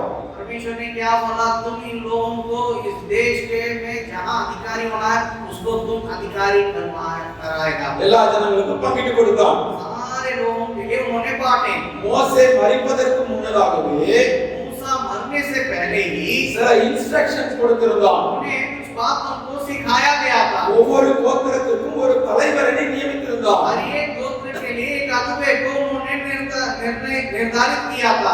அவர்களை வைத்துக்கொண்டு उन लोगों को रख के உதாரணத்துக்கு उदाहरण के लिए யூதா கோத்திரத்துக்கு இடத்தை பிரிச்சு கொடுக்கணும்னா यहूदा गोत्र के लिए जगह को बांटना है तो யூதா கோத்திரத்து தலைவன் காலேப். यहूदा गोत्र के अगुवे जो है कालेब। காலேபனை கூட வச்சுக்கணும். कालेब को बगल में रखना है। எலியாசரை கூட வச்சுக்கணும். एलियाशर को बगल में रखना है। நீயும் கூட உட்கார்ந்துக்கணும். यहोशू भी साथ रहना है। அந்த ஜனத்துக்கு उन लोगों को அவர்கள் தொகைக்கு ஏற்றபடி उन लोगों के संख्या के अनुसार பண்ண இடத்தை பிரிச்சு கொடுக்கணும். जगह को बांट के देना। இதுதான் இன்ஸ்ட்ரக்ஷன்ஸ். यही उनको बताया गया था। அதன்படியே அவன் இடத்தை எல்லாருக்கும் பிரித்து கொடுத்தான். उसी प्रकार उन्होंने सब लोगों को जगह को बांट के दिया। அந்த டிஸ்கஷன் நடக்கும்போது ये चर्चा होने के समय யூதா கோத்திரத்தின் தலைவனாகிய காலேப் வருகிறான். ये चर्चा के समय में यहूदा गोत्र के अगुवे कालेब आ रहा। அந்த சம்பவத்தை 14வது அதிகாரம் उस घटना को 14 अध्याय 6ஆம் வசனம் முதல் கடைசி வரை நீங்கள் வாசிக்க முடியும். 6 वचन से लेकर आखिरी वचन तक पढ़ सकते हैं। அவன் வந்து கேட்கிறான், காலேப் कालेब आकर वहां बोल रहा है, யோசுவாவே, यहोशू இப்போ எனக்கு வயசு 85 வயசு. अभी मैं 85 वर्ष का हो गया हूं। 45 வருஷம் ஆயிடுச்சு. ஆக்சுவலா 45 वर्ष बीत गया। இப்போ வனாந்தரத்துல அன்னைக்கு நம்ம வேவு பார்த்துட்டு வந்தோமே, जब हम लोग देश को देखने के लिए गए थे उस समय से लेकर अभी तक 45 वर्ष हो गया। அன்றிலிருந்து இன்று வரை 45 வருடம் ஆகிவிட்டது. उन दिनों से आज तक 45 वर्ष हो गया। எனக்கு 85 வயசு ஆயிடுச்சு. अभी मैं 85 वर्ष का हो गया। நான் ஸ்ட்ராங்கா தான் இருக்கேன். मैं अभी भी मजबूत हूँ। நான் யுத்தத்துக்கு போக வரதுமா இருக்கேன். मैं अभी भी युद्ध में जा सकता आ सकता हूँ। அதனால நீங்க என்ன பண்ணுங்க, इसलिए आप क्या करेंगे? ரொம்ப ஈஸியான இடத்தை கொடுத்துறாதீங்க. हमें साधारण जगह नहीं दीजिएगा। எனக்கு 85 வயசு ஆயிடுச்சு, எனக்கு வயசு ஆயிடுச்சு, இது ஈஸியான இடமா கொடுங்க கேக்குறாங்க. मुझे 85 वर्ष हो गया करके बोल के அவன் கேக்குறான், give me the toughest place. वो आसान जगह को हमें मत दीजिएगा, जहाँ चुनौतीपूर्ण जगह उसको हमें दीजिएगा करके मांग रहा था। அங்க மலை நாட்டுல இன்னும் ஏனாக்கியர்கள் இருக்கிறார்கள். वहाँ पहाड़ी इलाका में एनोक के लोग जो है अभी भी रहते हैं। இன்னும் ராட்சசர்கள் இருக்கிறார்கள். वहाँ अभी भी राक्षस लोग हैं। அங்க மத்தவங்க போனா கொஞ்சம் கஷ்டம். वहाँ पर अन्य लोग जाएंगे तो बहुत कठिन रहेगा। உதாரணத்துக்கு பென்யமீன் கோத்திரம் போனாங்கன்னா அவங்க ரொம்ப கஷ்டப்படுவாங்க. अगर उदाहरण के लिए अगर बेन्यामीन गोत्र वहाँ जाएंगे तो उन लोगों के लिए बहुत संकट उठाना पड़ेगा। So give me the toughest place. तो ऐसा कठिन क्षेत्र को मुझे दीजिए। இதை குறித்து நான் விரிவா ஷாப்புல பேசுவோம். காலேப் பத்தி வேணா உங்களுக்கு பர்மிஷன் வாங்கிட்டு அங்க வாங்க. इसके बारे में मैं शाहपुर में प्रचार करूंगा। अगर आप उसके बारे में जानना चाहते हैं आप अनुमति लेकर शाहपुर आइए। हालेलुया. हालेलुया। நீங்க கூட தைரியமா முழுங்கப்பா அவங்க உட்கார்ந்திருக்கீங்க. लेकिन देखने के समय तो लग रहा है कि आप यहाँ पे छोड़ दीजिए भैया करके बोलने जैसे बैठे। இதை நான் ஏன் காண்பிக்கிறேன் என்றால் मैं क्यों इस बात बातों को दिखा रहा हूँ। யோசுவா என்னும் தலைவனை நாம் நன்றாக புரிந்து கொள்ள வேண்டும். यहोशू करके एक अगुवे को अच्छी तरह हमें समझना है। கடினமான இடத்தை கேட்ட காலேபுக்கு அப்படியே கொடுக்கப்பட்டது. जैसे कठिन क्षेत्र को मांगने वाला कालेब को जैसे वो मांगा था वैसे ही क्षेत्र दिया गया। யோசுவா சொல்லல யார் இஷ்டப்படிதான் நான் கொடுப்பேன்னு சொல்லல. यहोशू ने नहीं बोला कि मेरा मर्जी मैं जैसा चाहूंगा वैसे ही दूंगा करके बोले नहीं बोला। He granted what he asked. उन्होंने दिया जिसको उन्होंने मांगा। காலேப் கேட்கும்போது ரொம்ப அழகா கேட்பாங்க. कालेब वहां मांगने के समय में भी बहुत सुंदर ढंग से நான் मांगा। இன்னைக்கு வரைக்கும் உண்மையா தான் இருந்திருக்கேன், அதனால இந்த இடத்தை கொடுங்க அப்படின்னு கேட்கிறான். उसी दिन से लेकर आज तक विश्वास योग्यता इसलिए हमें ये क्षेत्र दीजिए। காலேபுக்கு அந்த இடத்தை தான் பிடிக்க முடியும் என்ற நம்பிக்கை இருந்தது. அவன் கேட்டான், வாங்கி கொண்டு போய்விட்டான். और कालेब को विश्वास था कि मैं उस जगह को अपना सकता हूं करके मांगा, पाया और उसको लेके चल भी गया। ஓகே, இப்போ 17வது அதிகாரத்துக்கு திரும்பி வாங்க. अभी 17वां अध्याय को देखेंगे। 17வது அதிகாரத்தில் அங்கே ஒரு சம்பவம் சொல்லப்பட்டிருக்கிறது. हम 17 अध्याय को निकाल लेंगे, वहां एक घटना को देख सकते हैं। இந்த 17வது அதிகாரத்திலே 17 अध्याय में 14ஆம் வசனம் முதல் 14 वचन से लेकर கடைசி வசனம் வரை आखिरी वचन तक வீட்ல போய் வாசிங்க. घर में जाके पढ़िएगा। அங்கே ஒரு சம்பவம் சொல்லப்பட்டிருக்கிறது. वहां एक घटना बताया गया। ரொம்ப இன்ட்ரஸ்டிங்கான சம்பவம். वो एक रुचिकर घटना है। அங்கே யோசேப்பின் புத்திரர் வருகிறார். वहां यूसुफ के पुत्र लोग आ रहे हैं। இன்னும் தெளிவா படிச்சீங்கன்னா और ध्यान पूर्वक पढ़ेंगे। அவங்க எந்த கோத்திரத்தா? ये लोग कौन सा गोत्र के हैं? யோசேப்பின் மகன் யாரு? ये यूसुफ के पुत्र का नाम क्या है? எப்ராயிம் மனாசே ரெண்டு பேர். एफ्रीम और मनासे थे। அந்த எப்ராயிம் கோத்திரத்தார் வர்றாங்க. और एफ्रीम के गोत्र के लोग आ रहे हैं। என்ன கேக்குறாங்க அதை வாசிச்சு பாருங்க வேணாம். आप जाके पढ़िएगा वहां क्या मांग रहे हैं। நானே சொல்லிடுறேன், டைம் ஆயிடுச்சு. समय हो गया इसलिए मैं भी बता देता हूं। எங்களுக்கு இடம் கொடுத்தீங்க, जगह तो दिए हैं, ரொம்ப நல்லது. बहुत अच्छा है। ஆனா எல்லாருக்கும் கொடுத்த மாதிரி ஒரே மாதிரி கொடுத்தீங்க. सबके जैसे हमें भी बराबरी में बांट दिया। நாங்க பெரிய கோத்திரம், हम लोग कितना बड़ा गोत्र है நாங்க யோசேப்போட புத்திரர். और हम लोग यूसुफ का पुत्र है। எங்களுக்கு நீங்க மத்தவங்க மாதிரியே கொடுத்தீங்க, என்ன அர்த்தம்? हम लोगों के अन्य लोग जैसे देते तो क्या मतलब है? எங்க தகுதிக்கு ஏத்த மாதிரி கொடுக்குறீங்களா? हमारी योग्यता के अनुसार ना देना चाहिए। அதனால நீங்க இப்ப கொடுத்துருக்க இடம் பத்தாது. यहाँ जो जगह दिए हैं वो काफी नहीं है। இன்னொருத்தவங்களுக்கு கொடுத்துருக்கீங்க, அந்த இடத்துல சேர்த்து கொடுங்க. आप दूसरों को जहाँ दिया गया है उसको भी मिला के दीजिए करके मांग रहे हैं। யோசித்து பாருங்கள். जरा सोचिएगा। நான் ஆரம்பத்திலேயே கேட்டேன், मैं शुरुआत में ही पूछे யோசுவா எந்த கோத்திரத்தை சேர்ந்தவன்? यहोशू कौन सा गोत्र का है? யோசுவா எந்த கோத்திரத்தை சேர்ந்தவன்? எப்ராயிம் கோத்திரத்தை சேர்ந்தவன். एफ्रीम गोत्र का ही है। இவர்தான் தலைவர். यही उसका अगुवा है। தேசத்தை பங்கிட்டு கொடுக்கிற அதிகாரம் இவர்கிட்ட தான் இருக்குது. यहोशू ही देश को बांट रहा है, उसका अधिकार इन्हीं के पास था। நம்ம ஆட்கள் வந்து கேக்குறாங்க, अपने लोग आके मांग रहे हैं। என் சொந்த ஜனம் வந்து கேக்குது. मेरा अपना लोग आके हमसे मांग रहे हैं இன்னொரு தண்டத்துக்கு கொடுறான்னா கொடுத்துதான் ஆகணும் அவன். और दूसरा लोगों से आके दे दिया करके बोलेगा तो என்கிட்ட எல்லா பவரும் இருக்குது, मेरे पास सारा अधिकार है, நான் செஞ்சுட்டு போயிடலாம். मैं करके निकल सकता था। என் சொந்த ஜனத்தை நான் பகச்சிக்க முடியுமா? मेरे निजी लोगों को मैं विरोध कर सकता हूँ क्या? அப்படின்னு யோசுவா கொடுத்தானா? क्या ऐसे यहोशू ने दिया था क्या? யோசுவா சொல்றதை நீங்க வாசிச்சு பாருங்க. यहोशू वहाँ क्या कहा था करके पढ़ के देख இப்ப लीजिए। நீங்க ஜனம் பெருக்கவங்க தான், உண்மைதான். आप लोग संख्या ज्यादा है ये तो सच है। உங்களுக்கு இடம் நெருக்கமா இருக்குன்னு சொல்றீங்களா? I can understand that. आपको जगह काफी नहीं है करके बोल रहे, उसको मैं समझ सकता हूँ। அதுக்காக அந்த இடத்தை கூட நீங்க வந்து கேட்க கூடாது. उसके लिए ये जगह हमें दीजिए करके आपको नहीं मांगना। இந்த பக்கம் போனீங்கன்னா அந்த காட்டு தேசம் இருக்கு. यहाँ पर जाइएगा तो वहाँ पर जंगल इलाका है। அந்த காடுகளை வெட்டுங்க, उस जंगल को आप मरम्मत அதை कीजिए, திருத்துங்க, उसको ठीक कीजिए। நீங்க வாழ்றதுக்கு ஏத்த இடத்தை அங்க உண்டாக்குங்க, आप रहने के लिए निवास स्थान को वहाँ पर बनाइए, அங்க போய் தங்குங்க. वहाँ जाकर रहिए। நீங்க ஏன் ஜனம்ன்றதுனால உங்களுக்கு நான் ஃபேவர் பண்ண முடியாதுப்பா. आप मेरे ही निज लोग है करके बोल के आपके लिए मैं पछतावा नहीं कर सकता, ஏனென்றால் இது எனக்கு மனிதன் கொடுத்த பொறுப்பு அல்ல, क्योंकि ये जिम्मेदारी मुझे मनुष्य की ओर से नहीं मिला है, தேவன் கொடுத்த பொறுப்பு. ये परमेश्वर ने इस जिम्मेदारी को मुझे दी है। அப்படிப்பட்ட தலைவர்களால் இன்றைக்கு நாம் இருக்கிறோமா? क्या उस प्रकार के अगुवा के रूप में आज हम है क्या? யூதா கோத்திரம் கேட்ட இடம் அவர்களுக்கு கொடுக்கப்பட்டது. यहूदी लोगों को जो मांगा था उस स्थान उनके लिए दिया गया था, ஏனென்றால் அவர்கள் கேட்டதிலே ஒரு நியாயம் இருந்தது. क्योंकि उनका मांगने में एक न्याय की बात थी। ஆனால் எப்ராயிம் கோத்திரத்தார் எதற்காக கேட்கிறார்கள்? लेकिन एफ्रीम के लोग क्यों मांग रहे हैं? We just want an easy place. हमें एक सादा एक आसान जगह ही चाहिए। எப்ராயிம் கோத்திரத்தை பத்தி நிறைய சொல்ல முடியும், நேரம் இல்லை. एफ्रीम एफ्रेम के गोत्र के बारे में बहुत सारे बातों को बोल सकते हैं, लेकिन எப்ராயிம் கோத்திரம் எப்பவுமே பிரச்சனைக்குரிய கோத்திரம். एफ्रेम गोत्र में हमेशा समस्याएं रहा करता था। கிதியோனை பத்தி நம்ம எல்லாருக்கும் நல்லா தெரியும். गिदियोन के बारे में हम लोग जानते हैं। அவன் மீதியானை எடுத்து ஜனத்தை விடுவிச்சான். वो मीडियानी लोगों से लोगों को उद्धार किया। நியாயாதிபதிகள் 6ஆம் அதிகாரத்துல சொல்லப்பட்டிருக்கிறது. न्यायों के पुस्तक उसमें 6 अध्याय में आप पढ़ सकते हैं। அங்க அவங்களோட யுத்தத்துக்கு யாருமே போல கொஞ்சம் பேர் தான் போனாங்க.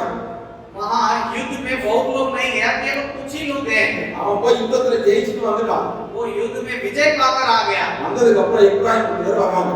वो जैसे वापस लौटा एफ्रेम के लोग आ रहे हैं। யார்கிட்ட வர்றாங்க? கிதியோன்ட்ட வர்றாங்க.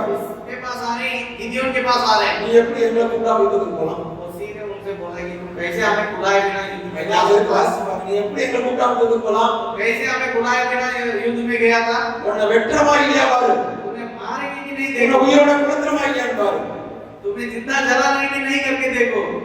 6 வருஷம் 7 வருஷம் மீதியாட்ட அடிமையா கிடந்தாங்க. 7 साल मीडियानी लोगों के आदिम में थे। அப்பெல்லாம் இவங்க எழும்பவே இல்ல. उस समय इन लोग नहीं उठे। ஒருத்தன் யுத்தத்துக்கு போய் ஜெயிச்சுட்டு வந்திருக்கான். एक जाके विजय पाकर आया। அவன்கிட்ட போய் நாங்க பெரிய கோத்திரம் எங்களை கூப்பிடாம எப்படி நீ போலான்னு சண்டைக்கு நிக்கிற கூட்டம் எப்ராயிம் கூட்டம். उनके सामने जाके हम लोग इतना बड़ा गोत्र है, हमें बुलाए बिना आप कैसे जा सकते हैं करके लड़ने वाला ये गोत्र है, ये एफ्रेम की गोत्र है। அதே நியாயாதிபதிகள் புத்தகத்துல वही न्यायों के पुस्तक में எப்தான்னு ஒரு மனுஷன் இருந்தான். यप्ता करके एक परमेश्वर के दास था। அவன் ஒரு யுத்தத்துக்கு போய் ஜெயிச்சுட்டு வந்தான். वो भी जाती है कि युद्ध में विजय पाकर आया। அவன் ஜெயிச்சுட்டு வந்ததுக்கு அப்புறமும் वो जैसे जब विजय पाकर आ रहा அது है, எப்ராயிம் கோத்திரத்தை போவாங்க. ये एफ्रेम के गोत्र के लोग वहां जा रहे हैं। எப்படி எங்களை கூப்பிடாம யுத்தத்துக்கு போலாம்? वो उनसे भी जाकर लड़ते हैं कि तुम हमें बुलाए बिना कैसे जा सकते हो? அப்ப யுத்தத்துக்கு கூப்பிடுறதுக்கு உனக்கு இன்விடேஷன் கூப்பிடுவாங்களா என்ன? युद्ध में जाने के लिए निमंत्रण दे के लोगों को बुलाया தேச जाएगा। அடிமைத்தனத்துல இருக்குன்னு உனக்கு தெரியும். देश तो बंद गुलामी में है, उसको आप जानते हैं। உனக்கு அக்கறை இருந்துச்சுன்னா நீயே முன்னால எதிர்த்து போயிடணும். तुमको अंदर है तो तुमको खुद उठ के आना चाहिए था। நீயும் போக மாட்ட. तुम भी नहीं जाएगा। போயிட்டு வரவனையும் போய் நோண்டிட்டு இருக்க. जो जाके आ रहा उनके सामने भी जाके उनको छिड़ाएगा। இப்ப ஆட்கள் நமக்குள்ள இருந்தாங்கன்னா அது எப்ராயிம் சந்ததி. अगर इस प्रकार के लोग हमारे बीच में है तो वे लोग एफ्रेम के गोत्र के लोग समझिए। இது கஷ்டமா தான் இருக்கு கேக்குறது. थोड़ा सुनने के समय कष्ट ही लगेगा। நானும் சபையோட எல்லாம் இணைந்து நிறைய நாட்கள ஊழியம் செஞ்சிட்டு இருக்கேன். मैं भी कलीसिया के साथ मिलकर कई நிறைய பேர் பேசும்போது இப்படிப்பட்ட பிரச்சனைகள் எல்லாம் நிறைய வரும். बहुत सारे लोगों से बातचीत करने के समय ऐसे कई सारे समस्याओं को இவங்களும் செயல்பட மாட்டாங்க. ये लोग भी काम नहीं करेंगे। செயல்படவனே செயல்பட जो மாட்டாங்க. काम करने के लिए चाहता उसको भी करने नहीं देंगे। ஆனா लेकिन அப்படிப்பட்ட மோசமான சந்ததிகள் இருந்தால் उस प्रकार के पूरे पीढ़ी से யோசுவா என்கிற தலைவனை ஆண்டவருக்கு यहोशू करके एक अगुवा को परमेश्वर ने खड़ा किया। Hallelujah hallelujah. right क्यों? he made a big difference. क्योंकि उन्होंने एक भिन्नता को दिखाया। அவன் வித்தியாசம் உள்ள மனிதன். वो भिन्नता को दिखाया। அவன் வித்தியாசம் உள்ளவனாக இருந்தபடியால் वो अन्य लोगों से अलग दिखने से ஆண்டவர் அவனை தெரிந்து கொண்டார். परमेश्वर उन्हें चुना है। அவனை பயன்படுத்தினார். उन्हें इस्तेमाल किया। அவன் வெற்றிகரமாக ஓட்டத்தை वो முடித்தான். भी सफलपूर्वक अपने दौड़ को पूरा किया। இன்னும் ஒரு சில காரியங்கள் சொல்ல வேண்டியிருக்கிறது. और कुछ बातों को बताना है। நீங்க சாப்பிட்டு முடிச்சு சீக்கிரமா வந்துருங்க. आप जल्दी खाना खा के आ जाइएगा। இன்னும் உங்களுக்கு ஆகாரம் வைக்கப்பட்டிருக்கிறது. और भी आपके लिए आपकी भोजन रखा हुआ है। அந்த ஆகாரம் வயிற்று பசியை மட்டும்தான் தீர்க்கும். बाहर का भोजन केवल पेट के भूख को रुकवाएगा। ஒரு 15 நிமிஷம் எடுத்து சொன்னாங்க. ஓகே அப்படின்னா வேணாம்ன்றீங்க. और 15 मिनट आप ले सकते हैं करके बोल रहे हैं। क्या आप लोग इसमें सहमत है या नहीं? எஸ் நோ மேபி कुछ भी बोलिए, हाँ या नहीं। ஓகே ஓகே எடுத்துக்கலாம். இல்ல நாங்க முடிவு பண்ணிட்டு எடுத்துக்கிறோம். சும்மா கேக்குறோம். तो सोच लिया आप तो लेंगे करके, एक मामूली सा पूछते हैं। ஏன்னா உங்களுக்கு தெரியணும்ல. इसके आपको भी मालूम होना है। आप लोग அவர்கள் நம்மள கேட்டதை முடிவு பண்றாங்க. அப்படின்னு நீங்க நினைச்சுக்கணும்ன்றதுக்காக கேக்குறோம். आप लोग भी सोचना है कि हाँ हमसे पूछ के ही इन लोग समय ले रहे करके आपको समझना है। சரி கரெக்ட் நல்லது. आप 15 मिनट तो ஓ ரொம்ப மோசம். अभी भैया जो बोल रही है और काम नहीं हम लोग कराएंगे नहीं।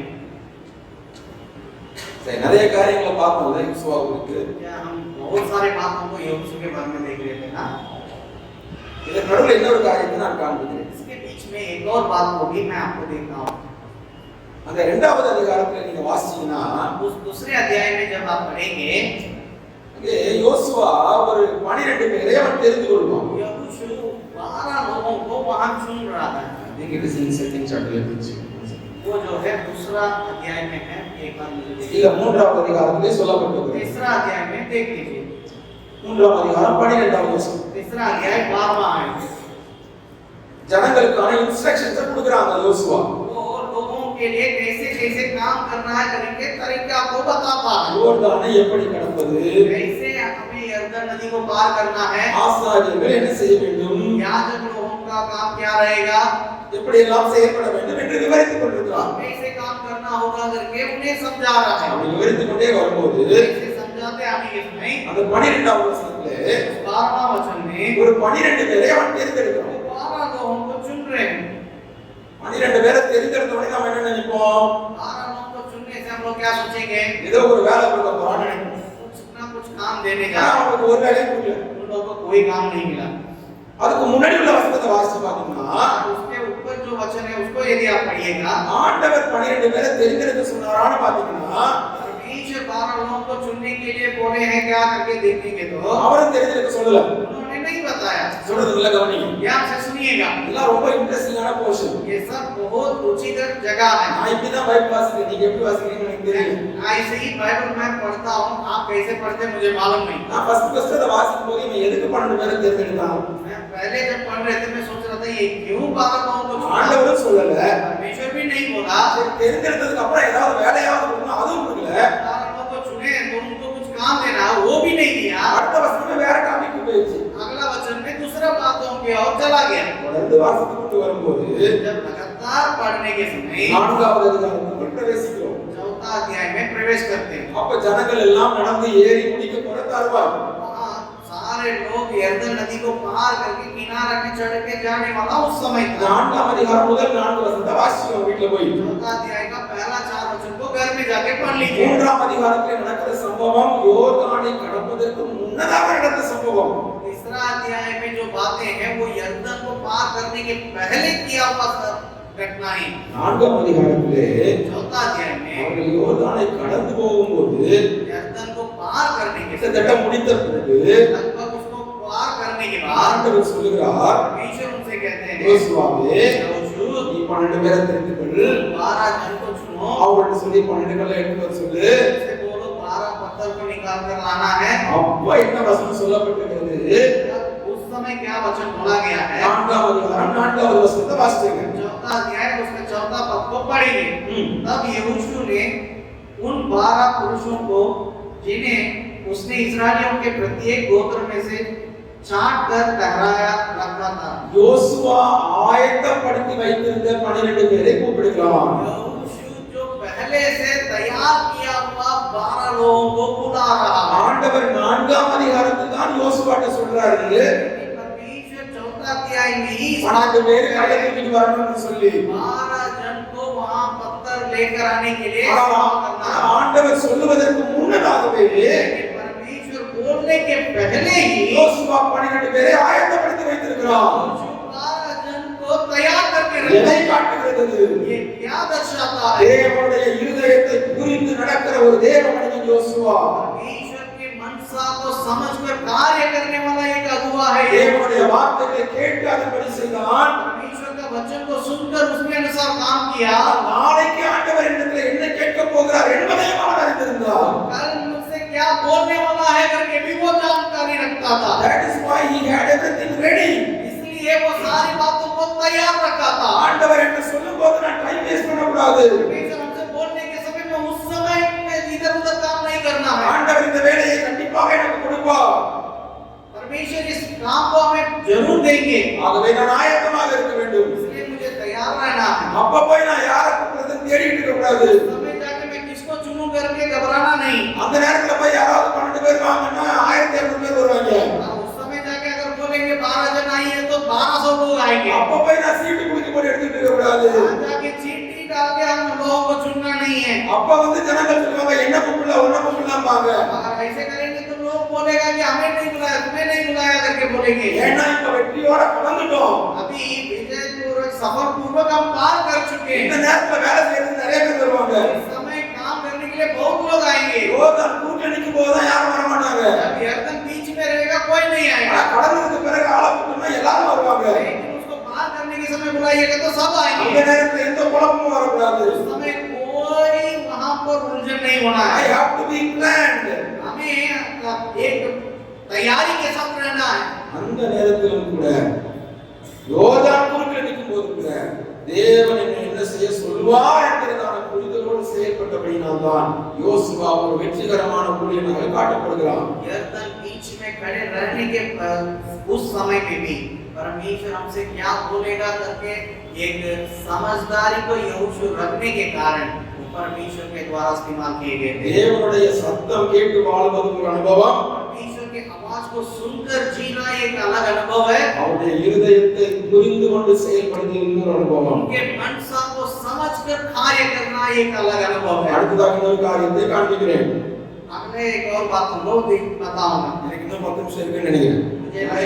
சொன்னாங்க मुझे और 10 मिनट है करके उनको लग रहा है। அதிலே முதலாம் அதிகாரம் 9ஆம் வசனத்திலே ஆண்டவர் யோசுவாவிடத்திலே பேசி முடிக்கிறார். पहला अध्याय 9वां वचन में परमेश्वर ने यहोशू से बातें करके खत्म करते हैं। 11வது வசனத்திலே யோசுவா சொல்கிறான், 11वां वचन में यहोशू कहता है போஜன பதார்த்தங்களை ஆயத்தப்படுத்துங்கள், भोजन वस्तुओं को तैयार करें।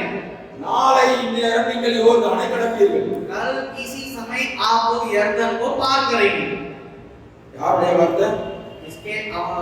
किसके शब्द हैं? யாருடைய வார்த்தை? किसने बोला? யோசுவாவுடைய வார்த்தை. यहोशू की बात है। இவ்வளவு நேரம் தேவன் பேசி இருக்கிறார் அவன்கிட்ட. इतना देर परमेश्वर उनसे बातें किए हैं। தேவ சத்தத்தை கேட்டு தைரியமா எழுந்து சொல்றான், अभी परमेश्वर की आवाज को सुनकर हिम्मत के साथ वो कह रहा है நாளைக்கு நீங்க யோர்தானை கடப்பீங்க. कल आप यरदन नदी को पार करेंगे। அடுத்த நாள் கடந்தாங்களா இல்லையா? अगला दिन क्या वे लोग पार किए कि नहीं? கடந்தாங்களா இல்லையா? கடந்தாங்கன்னு சொல்றவங்க கை தூக்குங்க. जितने लोग बोलेंगे कि वे लोग पार किए करके हाथ उठाइए। அதாவது எங்க போனாலும் அந்த கை தூக்க சொல்லணும்னா எதுக்குமே கை தூக்காத ஒரு கூட்டம் இருக்கும். अगर कहीं भी जाएंगे, अगर हाथ கடந்தாங்கன்றவங்க கை தூக்குங்க. कहीं भी जाएंगे तो हाथ उठाइए। बोलने से कोई हाथ ही नहीं उठाने वाला एक झुंड हमेशा रहता है। लेकिन अभी बोल रहे हैं कौन कौन कहना चाहते हैं कि उन लोग पार किए हैं करके वे लोग हाथ उठाए। ஒரு ஆள் தான் கடந்தாங்கன்னு சொல்லுங்க, கடக்கலன்னு சொல்றவங்க वो तो एक जन हाथ उठाया, लोग पार किया, दूसरा लोग யோசுவாவின் ஆவியுடைய ஆள் ஒரே ஆள் பிரபா மட்டும்தானா? यहोशू के आत्मा के साथ रहने वाला एक ही व्यक्ति प्रभा ही अकेला है क्या? சரி, ஓகே. கை தூக்காம இருந்தவங்களுக்காக சொல்லுங்க, जो हाथ नहीं उठाए उनके लिए बोल रहे हैं। நீங்க கடக்கலன்னு சொல்லி கை தூக்கிட்டீங்கன்னா நீங்க எல்லாரும் தான் வின்னர். आप लोग अगर हाथ नहीं उठाए रहते आप लोग ही उसमें विजय पाने वाला व्यक्ति है। ஏன்னா என்னுடைய ஒப்பீனியன் படி அவங்க கடக்கல. उन लोग मेरे विचार के अनुसार वे लोग पार नहीं किए। अगले दिन में அதிகாரத்தை ஃபுல்லா வாசிச்சு பாருங்க, अगर आप पूरे अध्याय உடனே पढ़िए மெதுவா வாசிங்க.